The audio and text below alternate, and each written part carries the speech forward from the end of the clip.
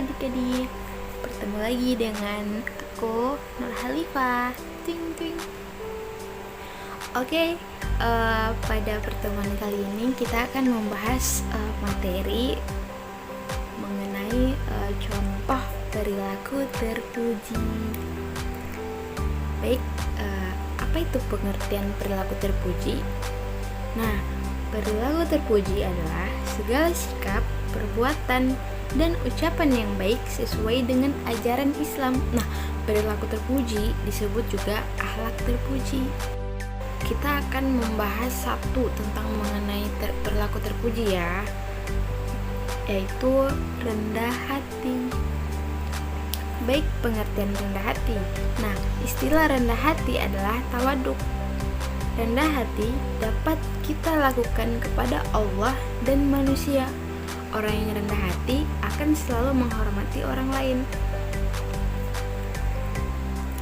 Oke, lanjut kita ke contoh ya. Contoh. Nah, di sini Ibu sudah menyediakan dua contoh, yaitu contoh 1, sederhana dalam berpakaian, dan contoh 2, sederhana dalam menggunakan uang. Nah, contoh 1, Ali bin Abi Thalib sebagai kepala negara mendapati bajunya robek dan beliau sendiri yang menjahit bajunya untuk memperbaikinya. Ketika ditanya, "Mengapa engkau bisa begini ya Amirul Mukminin?"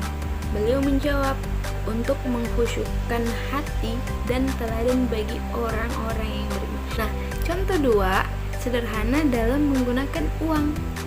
Langsung saja, ketika Nabi Muhammad SAW sakit menjelang akhir hayatnya, beliau teringat bahwa di rumahnya masih tersimpan 7 keping dirham emas. Dalam keadaan sakit parah, dia memanggil keluarganya untuk membagikan mata uang tersebut kepada fakir miskin. Kita masuk ke ciri-ciri perilaku rendah hati. Oke, yang pertama, ciri-ciri perilaku rendah hati, dia itu menghormati pandangan orang lain. Nah, orang yang memiliki sikap rendah hati dapat menghormati pandangan orang lain. Mereka akan menghormati pandangan orang lain meskipun berbeda dengan dirinya. Menurut mereka, setiap orang memiliki hak yang sama dipertimbangkan ide-idenya. Kedua, pendengar yang baik. Nah, ciri-ciri rendah hati salah satunya adalah dapat menjadi pendengar yang baik.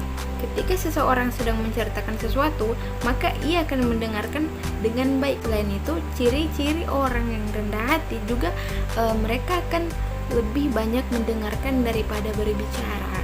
Nah, ada juga Ibu juga pernah mendengar kalimat seperti ini: jika tidak mampu berbicara yang baik, maka lebih baik diam. Oke.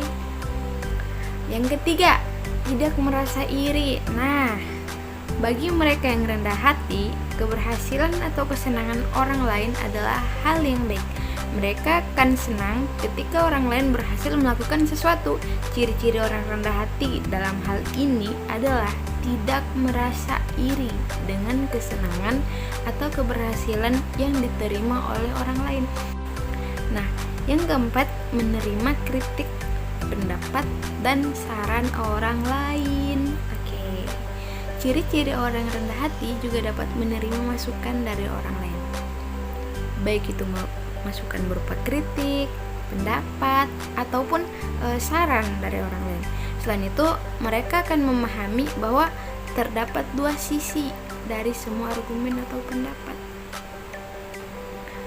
Apa manfaat kita memiliki sikap yang rendah hati? Nah, 1, memiliki pola pikir yang berkembang.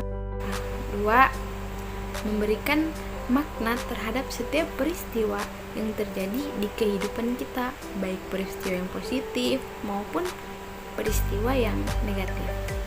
Nah, 3, mendorong kreativitas kita dalam menjalani hidup. Dan yang terakhir, membantu untuk menemukan tujuan hidup yang sebenarnya. Oke, sekian dari Ibu akhiri. Wassalamualaikum warahmatullahi wabarakatuh.